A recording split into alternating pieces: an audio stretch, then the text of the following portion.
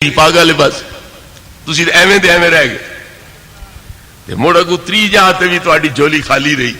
السلام علینا یہ نبی پاک نے آکھیا ہی اللہ تعالی دے تحفے دے جواب وچ نبی پاک نے آکھیا ہی السلام علینا وعلی عباد اللہ الصالحین. ساڈے اوتے بھی سلام ہوے تے تیرے سارے نیک بندیاں اوتے بھی سلام ہوے.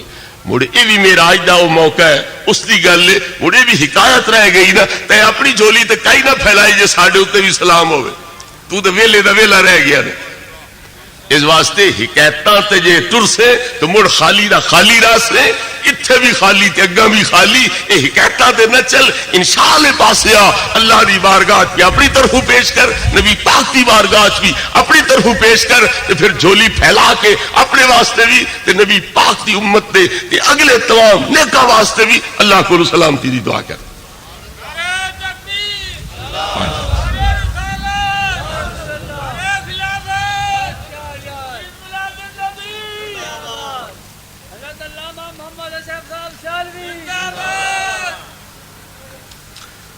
شاہد کا معنی گواہ ہیں حاضر ناظر ہیں تو بوقت نکاح حضور علیہ الصلوۃ والسلام کو گواہ کیوں نہیں بنا سکتے. صدیاں تو اس سوال دا جواب کتاب میں موجود ہے مگر سوال یاد ہے جواب والو کہنا دی نظر ہی نہیں ویندی نہ ذہن جو بند ہے جواب.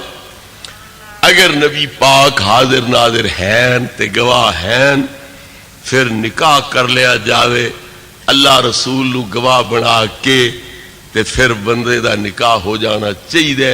حالانکہ فقہا کہندے نو کافر ہو ویسے